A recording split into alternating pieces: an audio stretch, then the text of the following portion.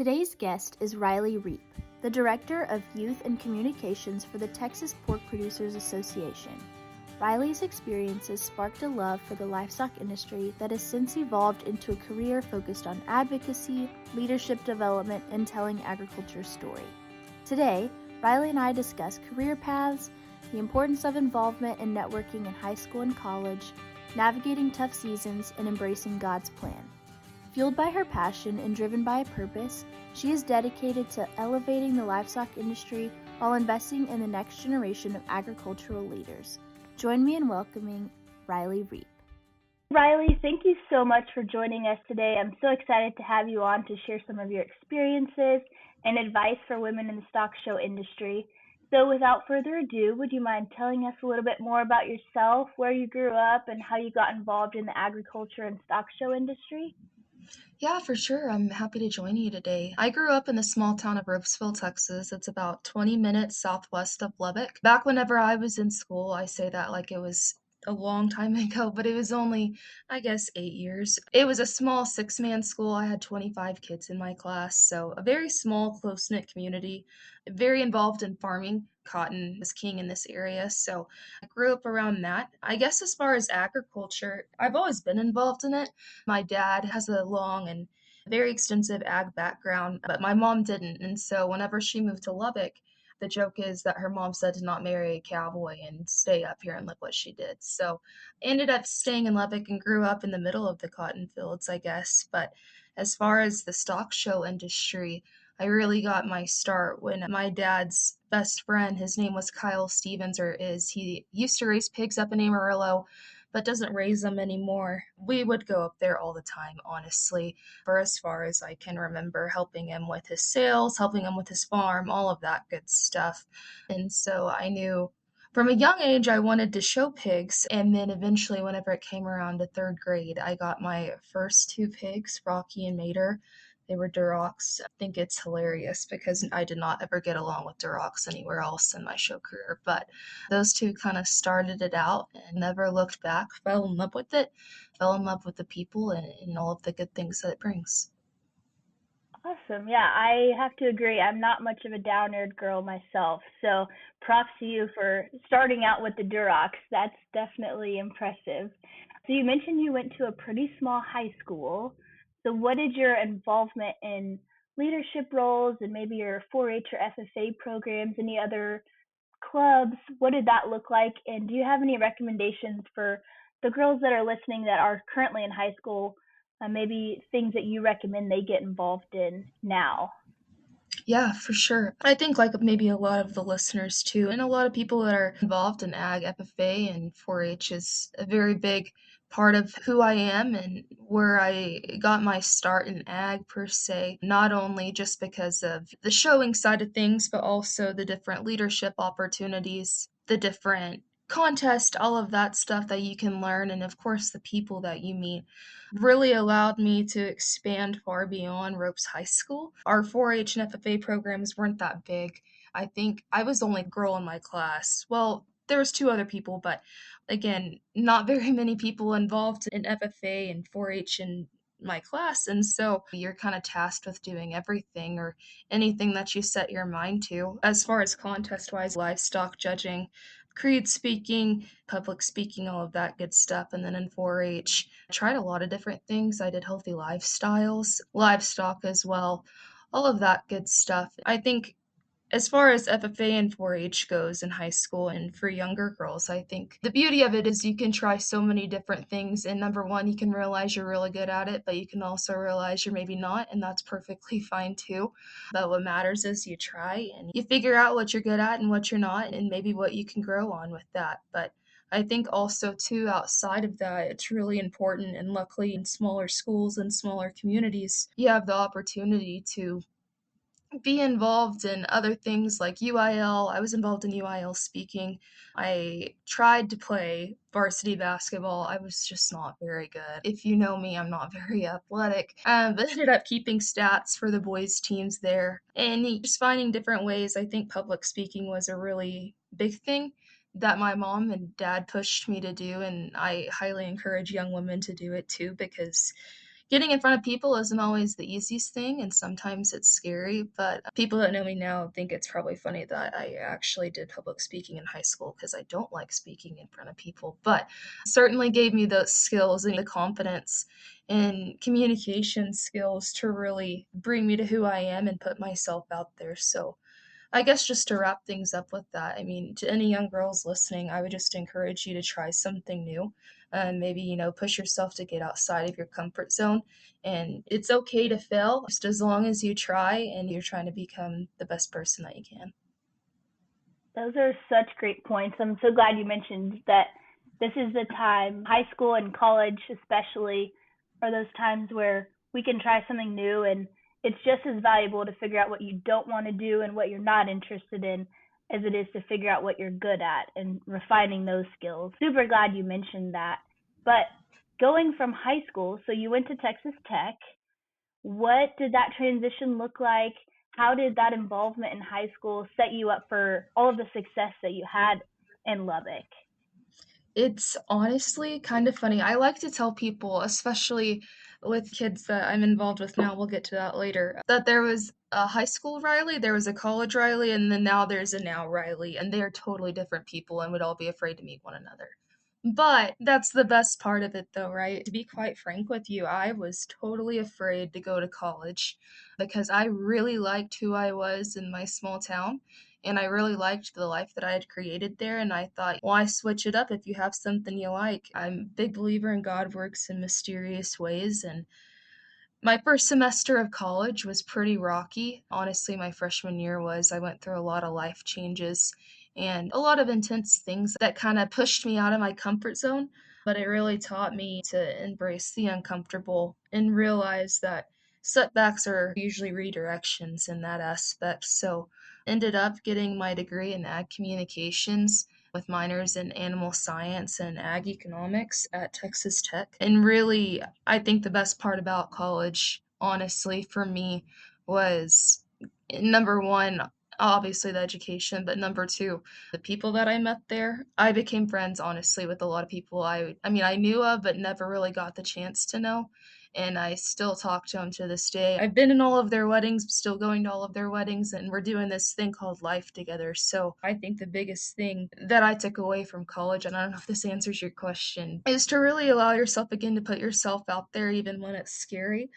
Because number one, God's not going to let you fail, and He puts you in those situations that He knows you need to be in. But number two, you never know what's out there until you try. So I'm thankful every day for the group of people that I met in college. Wouldn't be where I am without them. They're also in the livestock industry. So yeah.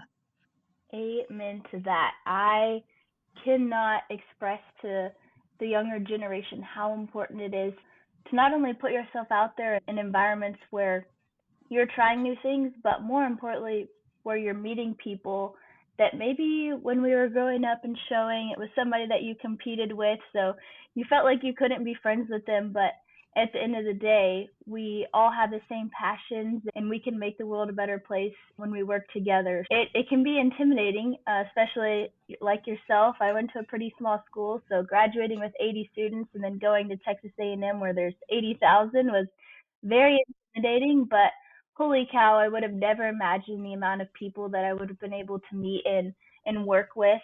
So that is such a huge part of college and one of the biggest benefits for sure.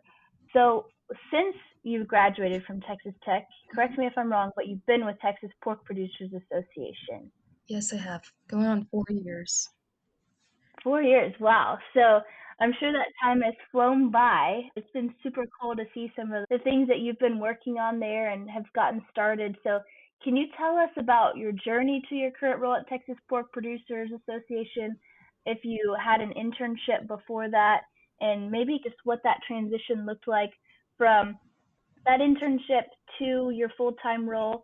I know that a lot of college students, myself included, have completed internships and maybe we're interested in pursuing a full-time position with a company we've interned for, but it's not exactly explained to us, or we're not always exposed to those examples of people that have been able to make a career with a company that they interned for. So can you tell us a little bit more about that? Yeah, for sure. I guess going back to the college thing is where it all starts. I'd been interning with Texas Pork doing this certified Texas bred stuff at majors. That's where I first learned that I had a love for photography and doing things like that. Really, Texas Pork, I like to say, I always found my way back home because then eventually I went and interned with the Sorghum Association and then had an internship with showpig.com. And then also, too, it kind of led me to the American Angus Association as well. But all roads ended up leading back to Lubbock. They ended up moving, the Pork Producers Association ended up moving back to Lubbock in 2020 in the middle of COVID, actually. And so I started working in the office part time. And then whenever I left to go to Angus in between my junior and senior summer, and came back. It was a difficult time in the association. I ended up just staying with it, honestly, and then ended up getting my full time role as the director of youth and communication. To be quite honest, they were in a changing structure, for a lack of better terms, and so they noticed maybe what I was good at. And I think speaking for all of the companies I've interned for, they really, number one, want to hone in on what you're good at, right? But also want to make sure it's something that you want to do, right? And then also to something that you're passionate about. So going along with that, ended up becoming the director of youth and communications for Texas Pork. I guess in my day to day now, it's very busy. We're gearing up to go to all of the majors. So, in charge of our Texas Bred program, which I started out doing, right? But then also, too, working a lot with youth development, in charge of all of our communications. We have a magazine, a website, all of that good stuff. And honestly, just kind of whatever life throws that way. I guess just though, thinking back, if I could tell younger Riley as she was going through all of these internships, I mean, I'll be totally honest, I did not know what I wanted to do. I even flipped a coin for my major, and that's not what I'm here to tell you guys to do. But I will say, number one, again, it goes back to God's got it all handled. You kind of have to just trust Him about it. But number two, internships allow you to meet some really cool people that are going to challenge you to think differently, but also they're there to help you. The point of internships in the ag industry, and it's the beautiful part about it, is they want to help you get to where you want to be in every single way, right? And maybe you don't want to be in a certain field, and that's perfectly fine, and they can understand that. But the big thing is to really hone in on those people that you meet and take advantage of learning from their skill sets and their network and seeing where you could possibly fit in because life after college, finding a job is really scary, right? I just went through all of that with my brother, and I think the best thing about it is just you have to really hone in on the people you meet and know what you're good at. And not all of the time your first job is going to be something you stick with. I got lucky in that aspect. But yeah, I mean, I just really challenge you as a young person in an internship to capitalize on those people you meet and focus in on that. Yeah, wow, those are some amazing points. And selfishly, I feel like a lot of that applies to where I'm currently at in the job search and getting ready to graduate in May. But that can apply to so many different people in various industries. And I'm actually really glad that you hit on the point that you don't have to know what you want to do, because I'm in that boat, but that, when you were interning and looking for jobs, that your job technically didn't exist yet because Texas pork producers hadn't realigned the structure of their organization. And so it's very encouraging to know that the job I might be doing or that some of our listeners might be doing in 5 or 10 years probably doesn't even exist yet. So that's super encouraging to know that, just like you said, God has a plan, and we can't always see the path of that plan, but trusting that all work out for the betterment. A little bit more into what you're doing at Texas Pork Producers. Can you tell us about the youth retreat, how it got started, and kind of what its purpose is? Going back to it, yeah, a lot of this stuff, and this is all the glory to God. It was not something I did solely by myself. It's certainly things that He placed again the right people in the right places at the right time. And I kind of feel like my story is a lot about that. But as far as our youth programs, one of the big challenges our board tasked me with once I received my full time role was to really expand on our youth side, right? The beautiful part about the pork industry in Texas is we're not necessarily the highest and have the most pigs, in the United States, but what we do have is access to a lot of really cool kids through showing pigs. I wanna say this year there's roughly 27,000 pigs that are validated in the state of Texas for majors. It's incredible, right? Even though states like Iowa have a lot more pork production focus, the cool part about us is, and what makes us uniquely Texas, is we get access to those kids. So with that, we established the Texas Pork Junior Ambassadors. Think of it a lot like a junior board per se, like NJSA or the cattle junior boards. They're what we call the leaders of our association, right? We want them to be visible advocates for the pork industry, but also to keep kids involved in the industry as well, whether that be for pork, but mostly agriculture. Through that, it's a 2-year term. Their first year, they get to do a lot of cool things. They do development and youth orientation, but then they also go on a tour. It's either the Texas Focus Tour or the national tour. But their second term, and this is where the youth retreat comes in, they're given officer positions, and they basically get to be my boss, is what I tell them, and they tell me what I need to do and what our state needs. So our very first group, and it's crazy to think that they're graduated and gone now. We just finished them up in 25, and so crazy to think that one full group has already gone through this, but they thought it would be a really cool idea to have one big, almost like an action conference, an area leadership conference, whatever you wanna think of it as, but it's local to you, but have that specifically for pork. And so with that, last year in 2025 in June, we had the very first Texas Pork Youth Retreat led by our ambassadors, and it was ages 7th grade to 12th grade. We took 51 students. They all came to Texas Tech University. We stayed in the dorms, and it was just a fun-filled weekend learning all about the pork industry. They had a thing called squeal to mill, so basically seeing the live animal all the way to whenever it's a pork chop on your plate. They had cooking contest, we had a lot of fun too, there was a lot of dancing, a lot of karaoke, a lot of games, but really, encouraging that community with like-minded people, allowing those ambassadors to lead, but also just showing them there's a lot more to the pork industry than just showing a pig, and that's what we're used to in Texas. That's the purpose of it in a nutshell and kinda how it came to be, and looking forward to the next year where we're taking on more kids. Hi, I'm Kirby Fuchs, Vice President of Creative Services here at Ranch House Designs. Every new logo and website we create comes directly through me and our incredible team of project managers.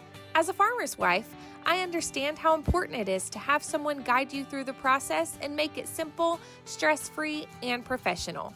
When you book a logo or website with RHD, you'll have a dedicated project manager walking alongside you every step of the way. Ready to get started?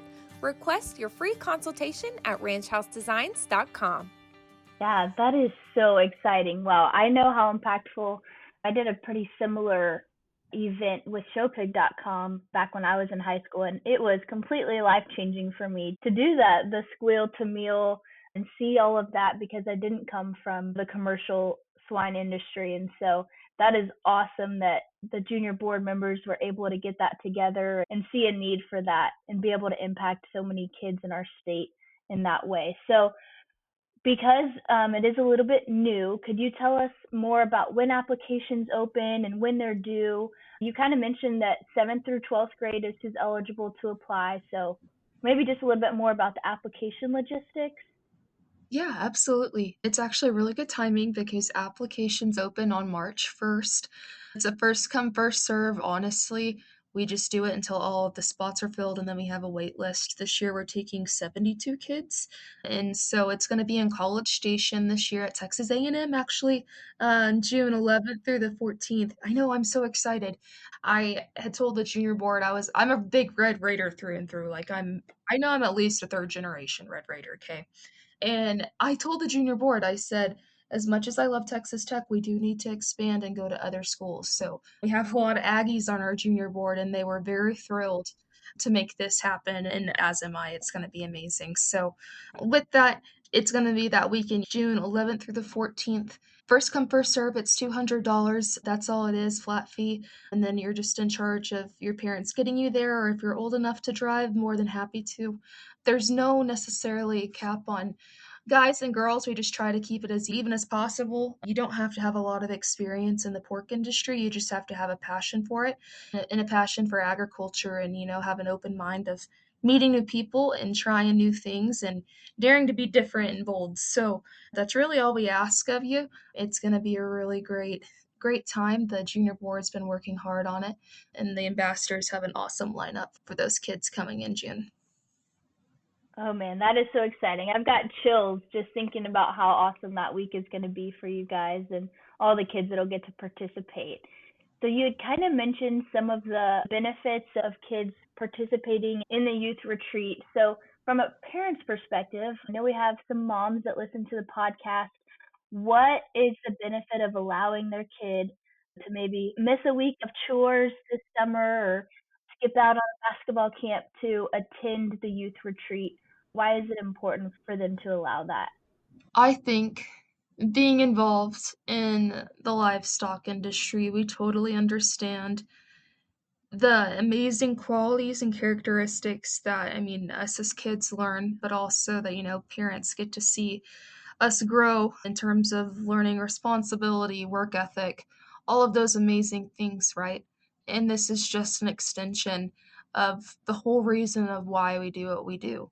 Watching those kids last year, I guess just taking a step back, I never knew how much. Number one, this was truly needed, specifically in the pork industry, because we don't really have anything like it. But I think number two, those kids taught me a lot of things that I didn't know I needed to know too. As a parent, to those listening, I highly encourage if your kid is interested, please send them our way. There's a lot of people, number one, outside of the ambassadors, that just really love to pour into your kids and truly want to see them grow and transform into the amazing humans that they already are and know that they can be. There's no better way or experience outside of the show ring than events like this to allow kids to explore the endless opportunities that there are as far as jobs, but also get an early start on meeting those incredible people that are going to be their lifelong friends and building that confidence, networking, learning about all of the beautiful things that this world has to offer with like-minded people. So I highly encourage anybody who's interested to come join us for a weekend. This industry truly cares about kids, and I think this event really shows that. It's a really cool community, starting with those 50 kids that came last year. I know that they already want to come back. Surely that means we're doing something right, but the more the merrier. So 100%. Yeah, that is awesome that so many of those kids got to participate and want to come back. And I wouldn't be surprised to see all of them apply to be junior board members when they get old enough. So that is so awesome that y'all are doing that. Going forward into another topic that I wanted to discuss. So, one of the goals of the Stock Show Sisters podcast is to kind of have those conversations that everyone wants to have, but might be a little bit scared to have them. We had mentioned it earlier, but you and I both agree that God is a plan maker and that his plan is not always our plan. And so that can be a little bit difficult to walk through sometimes. So, can you tell us a little bit about a season of life that maybe changed your perspective to better understand that it's ultimately his plan that matters? so going back earlier whenever I talked about going into college in that first semester, really first year, was pretty challenging. I had been going through some things. Me and my high school boyfriend had broken up. All of the changes of becoming on my own, quote unquote, even though I lived at home, was really getting to me. But then also, too, the night before my second semester in college, my mom passed away unexpectedly in a car accident. Things like that, they're not great, for lack of better terms. They're not fun, but they certainly allow you to step back and reevaluate, number one, who you are, but number two, your faith and how you're going to let God use you in your life, for lack of better terms, to show his light. Again, that was really challenging, right? I have a little brother. My little brother kind of started focusing on me a little more. He's become my absolute best friend. But then also too, my dad, I we had to teach him how to, pay the bills, how to do all of the minute things that my mom always took care of. And so I guess forced me to really step up. And even though, I was hurting too, number one, my faith in God, I knew that she was in a better place and she was always going to be with me no matter how hard that season of life was. But number 2, it taught me to be scared and do it anyways. The community of people that I had during that time all came from the livestock community, and they truly changed my life. Life's not always gonna be perfect, and life is hard sometimes, and that's the beauty of it, right? If it was all sunshines and rainbows, then I'd love for somebody to show me how to do that, but it's clearly not, and I firmly believe that God used that time in her life, and, no matter how much I'd love for my mom to be here and help me get through, being a 26-year-old girl in life, I know firmly believe that it was all a part of his greater plan, and she's with me every day, and as long as I rely on God to keep pushing me forward and take a step back and say, "Hey, man, I trust you with it.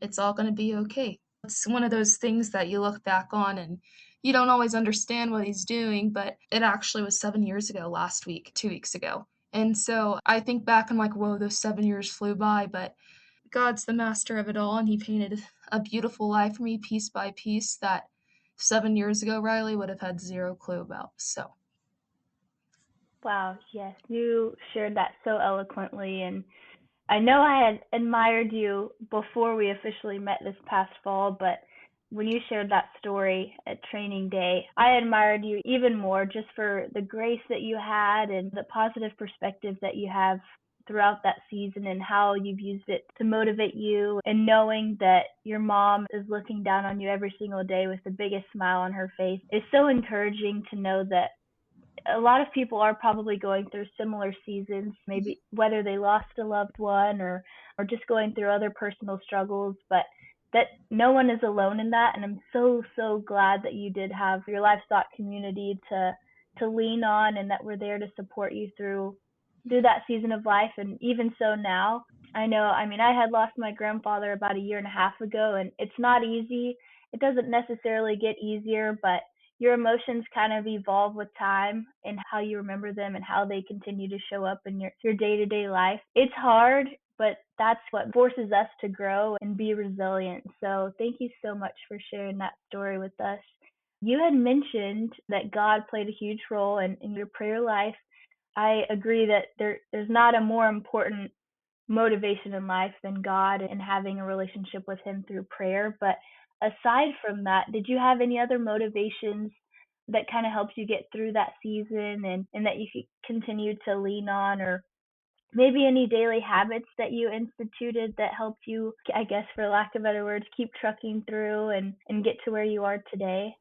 I think you phrased it really well too there. I mean, it gets a little easier, but it never goes away, right? I think in terms of the question you just asked, other than, relying on my faith and that God was going to take care of it, there's a lot of people, or there's certain people that you'll meet in life that you just look at them, and number 1, it looks like they have it all together, but they don't. But number 2, they're just like truly inspiring people, and it's gonna be different no matter what. My mom was that for me. She was just one incredible woman. If I can be half of the mother or woman that she was, I'm doing something right. But also too, because she was so amazing, she was like a magnet for some really awesome women in life. They, number 1, were some very big motivators and truly just not only encouraging me, they didn't want to take the place of my mom, but they opened their arms up and allowed me to be a part of their family. I've been to so many different family Christmases and Thanksgivings. It's hilarious. The first year we Thanksgiving hopped, I went to 5 Thanksgivings in one day. But you have those people motivate you, right? And so those people that are just so magnetic and so incredible and inspirational to you, I challenge you guys to hold them close, because they're going to keep you going whenever, it's the really, really good, but also the really bad. And then also too, that can also be your family. My brother is easily one of the biggest motivators. I could talk all day about how incredible that kid is, but he never let me stay down in the dumps. He very much, a little tough love sometimes, but very much motivates me to see the best in every situation and really push through and challenge myself to be the best that we can be, because tomorrow's not promised, and you always want to walk through life with grace and knowing that by the time you went to bed that night that you gave it your all. I'm definitely not the most in shape person, but I do enjoy working out. I just find it as a place. I guess I'm not necessarily doing it, to look my best, because that's it, obviously. That's a big benefit, but I think it's also too just a time to focus on myself. But I think also too another step is I try to start every morning, no matter how busy the time is, or if it's in the middle of show season or it's I'm on vacation, at least starting with some sort of God's word, whether that's for me, I'm a big music person, so listening to music, drinking my coffee as I'm getting going for the day, or I mean, even if it's just reading a chapter of the Bible, right? Finding those things, number one, that are deemed to be good and deemed to be something that, is focused to help you, but then also to really relying on those people and finding what fits you, just because what works for me may not work best for you, and that's totally okay. I challenge you all to find something, that really takes care of you and your peace of mind and your mental health, and then try to conquer the day after that. Snaps, snaps, snaps for that. Wow. I love that you mentioned that you start your day in the Word, and whether that's through music or reading it in the Bible physically, or you can find it online or podcast. That is the best and the most guaranteed way to start your day on the right foot and make it through. Never save for tomorrow what can be done today, because, like you said, tomorrow's not promised. So many good things there, Riley, that you share. One thing you had mentioned was having it all together. And I think that is one of the biggest pressures that so many young women and girls, and really just anyone that is putting themselves out there to accomplish different things, can feel that pressure. So I'm sure you've experienced that. How did you learn to navigate that expectation to have it all together? Because if we're being completely honest, I don't think anybody has it together. But there's definitely a perception that sometimes people have it more together than others. So how do you navigate that? Yeah, no, I totally agree. Somebody the other day was telling me how they think I have it all together, and I was like, number one, I don't remember the last time I put on makeup. I work by myself. Number two, I live in like yoga pants and a t-shirt. But yeah, I live my life off a spreadsheet and a checklist, and sometimes that doesn't all the way get done, and that's okay. I think as a woman, and especially a young woman, right? Once you get in the big, bad, scary world, or even in college or high school, you can look at people, and especially on social media, look at them and always put together, always doing the next great thing, and you're like, wow, how do they do that? But if they were to tell you they have it all together, they'd be lying. I don't know, again, a single person that truly has it all together, because we're imperfect people loved by a perfect God. I've totally experienced that. I experience it every day, right? I always feel like I'm behind because I'm 26. I'm nowhere near getting married, but I do have my brother's living with me, great thing. But I mean, we have a dog and I have a house, and that's about it. And I have a really good job. But other than that, by all no means have it all together. I still burn cookies half the time, and I just now learned how to make gravy. So, all of those things, right? And so I think navigating those expectations, I think number one, you totally have to understand, and it's easier said than done, that everybody's on their own timeline. I have friends that are having their first baby, and I'm over here literally wondering how I'm going to get this dog to a vet. Just different things like that. We're all on our different own timelines according to God's plan for our life, and it's easier said than done. But once you truly start believing in that and realizing you're not behind, the burden of that and the pressure of that really starts to lift away. Um, but I think also, too, navigating that, again, referencing nobody's perfect. If somebody again thinks that they're perfect and have it all together, they're so lying to you, because we all face insecurities and we all face the scary things in life that come with being a woman, being the pressure to succeed, especially like a lot of the young women that I know are probably listening to this. And so, my best advice to you is to really reflect on yourself and see how you're seeing yourself in the mirror, because I mean, number one, if you don't believe in yourself, who is? But number two, take a moment and reflect and really work on the mental side of things, saying, hey, all I got in me today is getting out of bed and going to the grocery store. And if that's all you got, heck yeah, girl. But then there's going to be other days where you feel like you could go climb Mount Everest, and by all means, go do it. So take it day by day, reflect on your heart and where God has you, and understand that there's a bigger plan, and it's always bigger and better than you could ever imagine.